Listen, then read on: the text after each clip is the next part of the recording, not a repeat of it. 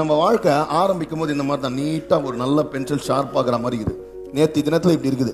ஆனால் திடீர்னு பார்த்தோன்னா நம்ம வாழ்க்கையில் கடந்து போகிற காரியங்கள் சிலர்லாம் தே பிரேக்கஸ் இன்டு டூ, இப்படி ரெண்டாக உடச்சிடுறாங்க. ரெண்டாக உடச்சி என்ன பண்ணுறாங்க, நம்ம கான்ஃபிடென்ஸை உடச்சி நம்ம வாழ்க்கையை உடச்சி ரெண்டாக நம்ம உடஞ்சி போய் திருப்பி நம்மளால் சேர்க்க வைக்கவே முடியாது, நம்ம வாழ்க்கை திருப்பி முன்னேறதுன்னு நினைக்கிறாங்க. ஆனால் what people don't understand is, நம்மளை ரெண்டாக உடைக்கும் போது we will start being useful in two places. They are not breaking us into two pieces, they are in fact making us double. நம்மள ரெண்டா ஆக்கி ஒரு இடத்துல நான் உடைச்சையா, இனிமேல் நான் பல இடத்துல பயன்படும்படியாக டபுள் ஃபோல்டு blessing கர்த்தர் நமக்கு கொடுப்பார்.